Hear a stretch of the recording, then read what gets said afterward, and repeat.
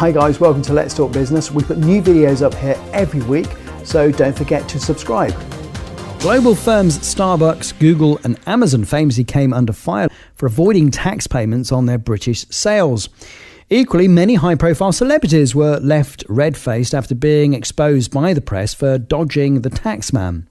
Earlier this week, I caught up with accounting specialist Steve Bicknell to discover why companies do this. Many businesses and individuals have tried to seek out the lowest tax regimes to move their income to, because basically they don't want to pay tax. And there was a good example of this back in May last year when Apple were found to have 3 subsidiaries which were not tax resident anywhere in the world. So they wouldn't pay tax on any of those? Yeah, it does seem absolutely incredible. And the US government were on the Senate committee, questioned Apple quite heavily about the situation where they said that Apple were one of the US's biggest tax avoiders. And also we saw issues with that in the UK when we had the select committee questioning companies like Google, Amazon, eBay, Microsoft and Starbucks and so on, who were all doing the same thing. Basically, they weren't paying any corporation tax in the UK, even though that's where they made their money. Is it a coincidence that all of those are American companies? They happen to be American, but I think this has been a common thing with many big corporations.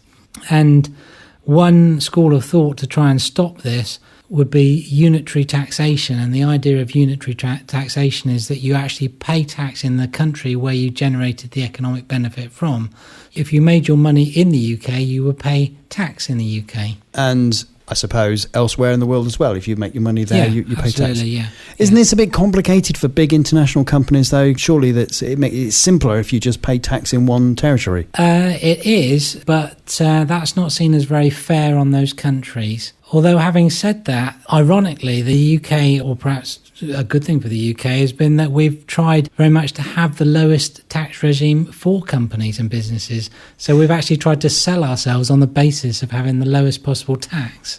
The Cayman Islands of the North Atlantic, probably. Well, we haven't quite made it there yet, but we are ranked around 6th out of the 14 main worldwide countries, including the US and Europe, in terms of trying to have the lowest tax regime, and we're heading even lower by trying to get our corporation tax rate down to 20%. So international companies should, in a way, be encouraged by our tax regime in that it's going to become lower and lower. And yet, on the one hand, we're complaining about these big companies not paying enough corporation tax. Yeah, I do have to question exactly what we're trying to do here, because we are complaining heavily when somebody tries to move their tax affairs to a low tax regime.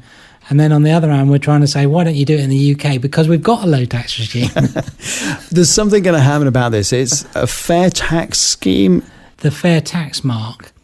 For many years now, we've had fair trade, and we've seen that emblem stuck on many goods, which means that people working in those countries are paid a fair rate of pay for doing the work that they do. And now there's been an idea of introducing a fair tax mark for those businesses that are prepared to be transparent about their tax affairs and publish full sets of accounts with Companies House. So it's not difficult to do, one would assume? It's not difficult to do as long as you're prepared to be transparent and explain why you're doing things and show a full set of accounts. So the fair tax scheme is running at the moment? Yeah, the fair tax mark has started. It's been started partly by an organisation called Tax Research, but also the guy who's running it at the moment is from the Co-op. And you can go to their website and apply to be part of the scheme or be a supporter of the scheme. It's a useful way to try to encourage people to be transparent, pay the right amount of tax, and prove to everybody that they are a good company to work with. And as always, we'll put the details of how to do that on our website, letstalkbusinessonline.com. Steve, thank you very much for coming in. Thanks, Alan. I hope you enjoyed that.